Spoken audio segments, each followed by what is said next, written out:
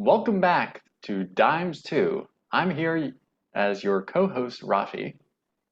And I'm your other co-host, John. All right, we'll work on that. When we practice it, it'll just get smoother and smoother, and then I'll just change it up on you just like that. No warning!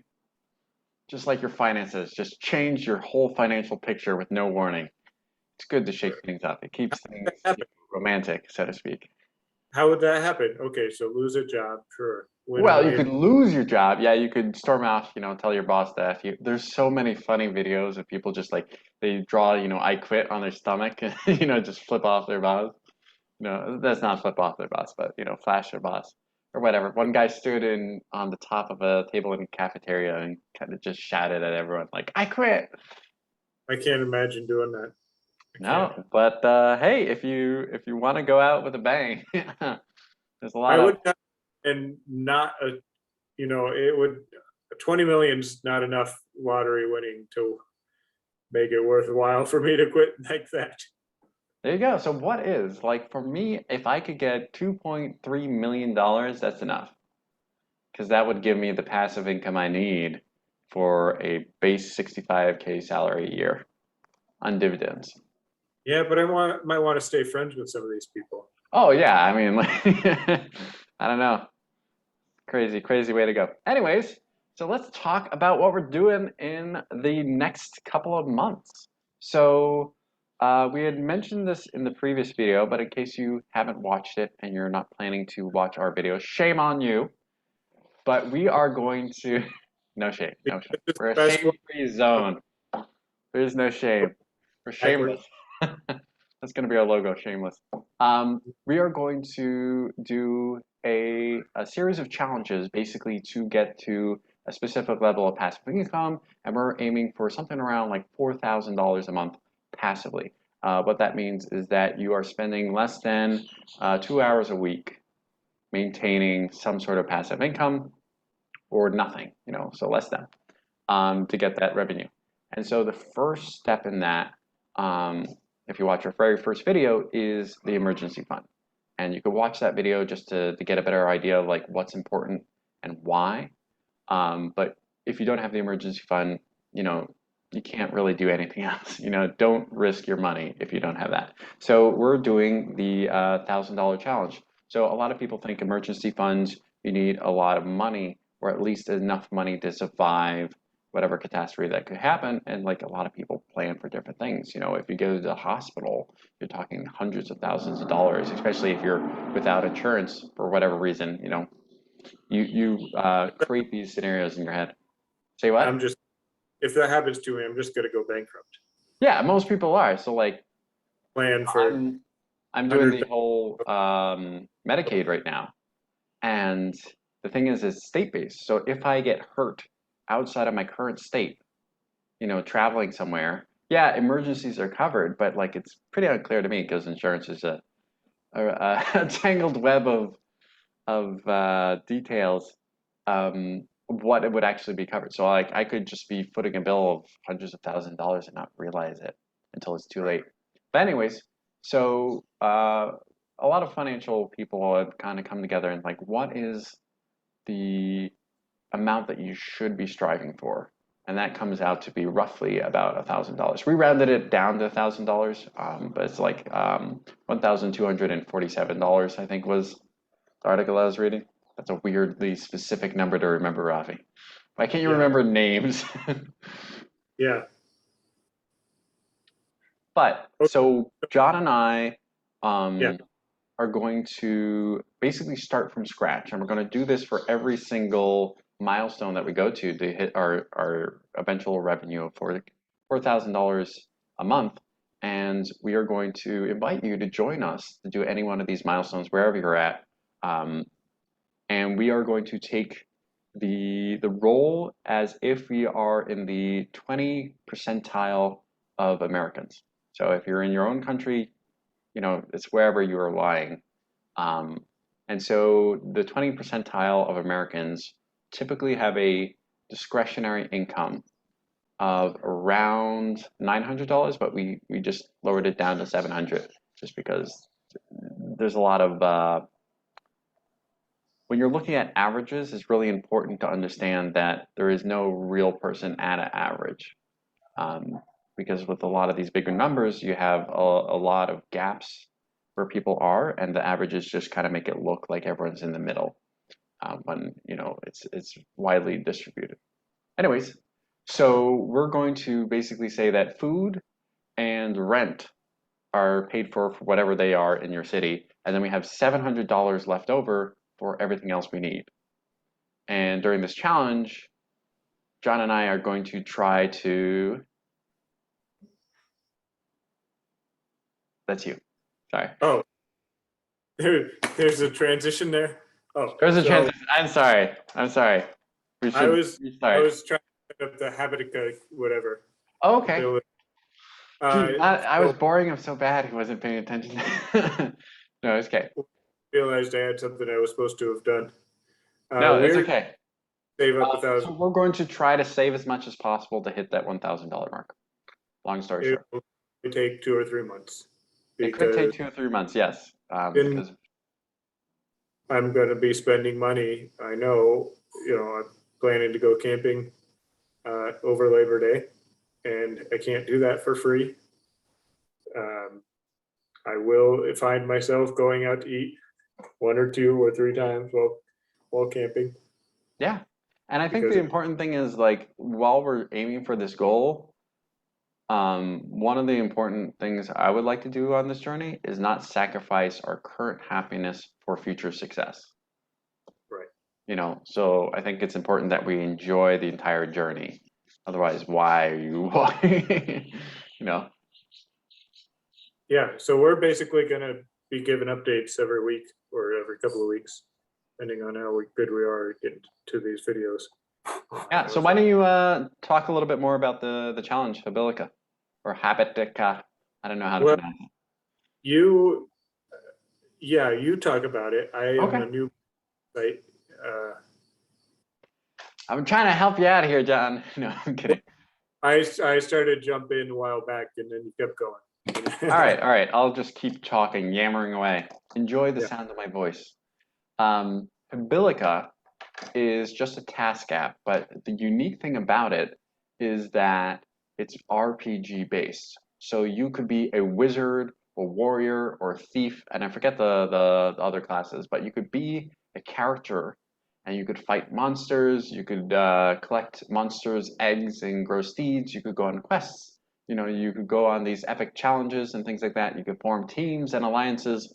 So it's quite intense, but the basic of the app is just tasks. So by performing your day-to-day thing like doing laundry, you gain experience points, and by fighting monsters, you get your X gold or things like that.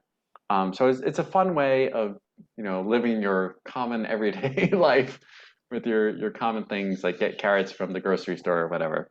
But the cool thing about it is that's where you can join us on these challenges. It's completely free. I've been using it for about 5 years. The only annoying thing is that there's a little pop-up every time you log in. But it's free, so no need to spend any money. And you could join our 1K challenge that we're going to put there. Not quite sure. Oh yeah, we're going to put the name of our channel in the header for it to make it real easy for people to find us. And that's DimesTwo. So look for that in the title for the quest, and feel free to follow along. How do I create a quest in Habitica? Yeah, we'll work on off camera. So the Okay. quest will be created, when the times are right and when heroes are needed. We'll build that.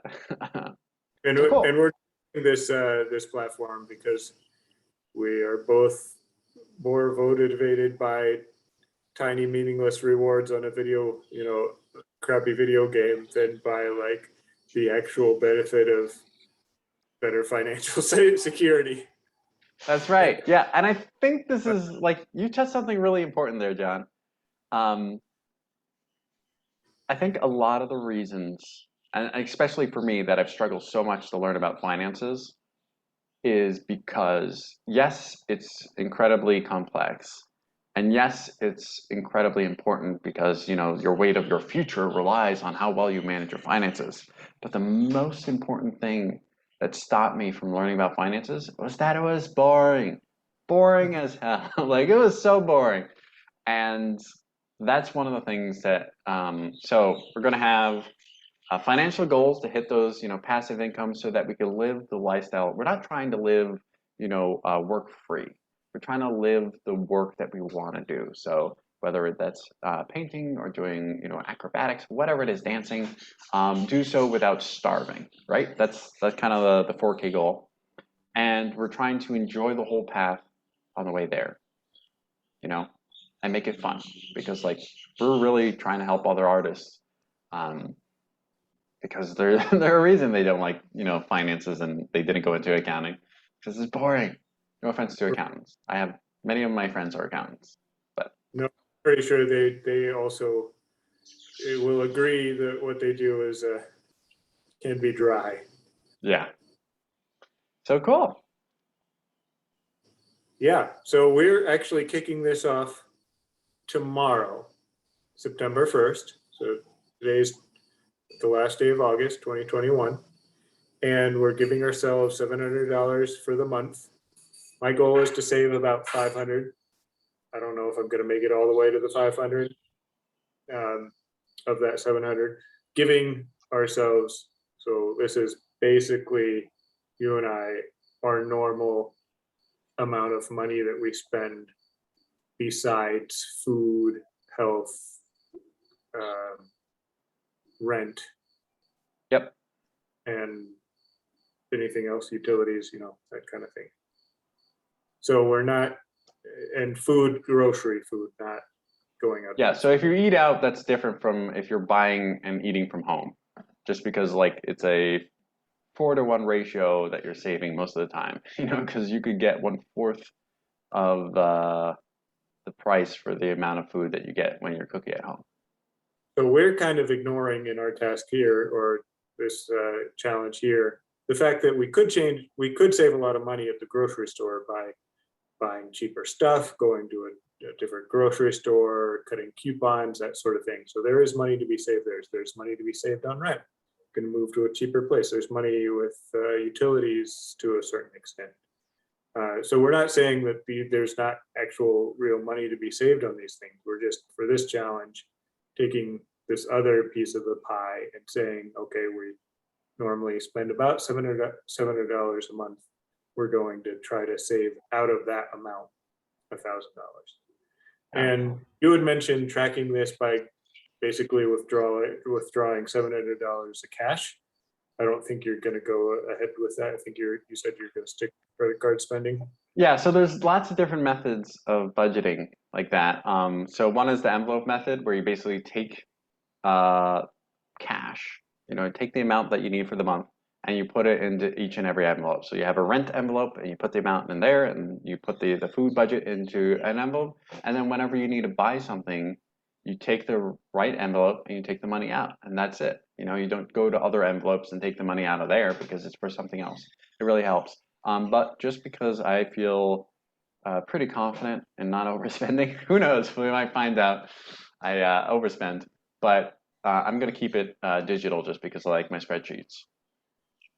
I typically use a debit card for small purchases and a credit card for not large purchases, but like $10 or more. So if I go out to eat, usually the credit card, gas. Are we putting gas in here? No, gas is outside of this. I have a motorcycle. Transportation. Transportation is a necessity for work. Can you ride to work on a bicycle?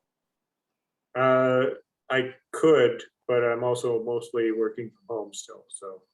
So in that case, I'm going to include gas. Okay. If it's not a necessity, go into the office. Okay, let's do it. Yeah. Like I would include the rent a bikes that I do right now just to get around. Cost me about $10 for close to 200 miles. Yeah. Cool. So that's the challenge. We're really excited to kick this off, and this is going to be one of many milestones, not too many, hopefully, to get to $4,000 in passive income so that we could live the artistic lifestyle that we do. What was I shooting for? I was shooting 4,000. I don't know. We ran it. I just threw out that number. It sounded nice. 4,000, like $1,000 a week. It was kind of like the lottery ticket winnings. I think I was looking when we were talking about this. I'd calculated something like 650,000 in savings that I would need if with like a 4 or 5% dividend, or would want to have. And then I started to think, how the heck do I save 60 or 650,000 in like 10 in a reasonable time frame? That's a lot of money. Oh, right. So the amount of money that we need to get to the passive income. Yeah. So yeah, I think it'll be really fun in future videos exploring exactly how do we hit that $4,000 in passive income. It's going to be really cool. And that kind of leads us to go for it. I've been working a little since I was 28 and I'm 37 now, so 9 years, almost 10 years.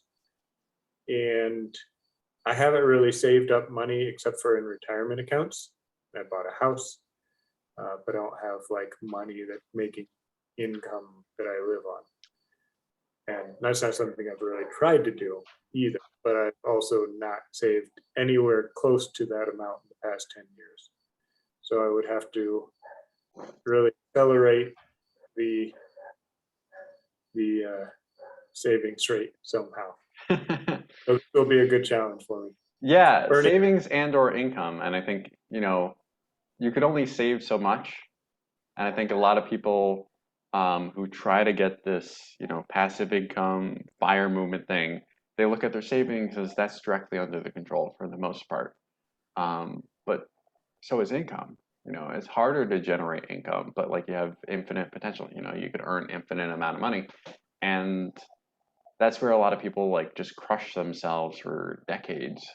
As a doctor, lawyer, they're eating ramen noodles for 5, 6 years just so that they could have the passive income that they're looking for. And you shouldn't have to give up your current happiness. You should be able to find balance. So yeah, it'll be interesting to see what we come up with and what ways that we could start earning some passive income. I do have a little passive income coming in. I have a younger brother who's into real estate, and I give him a personal loan, so I'm getting a little bit of money from that, but I'm not going to count that in this challenge. Okay. Because, it's like a personal thing, it's going to go away hopefully soon because they'll pay me back. You better. Right. But until then, I'm getting like these little token interest payment. Cool. All right. All right, cool.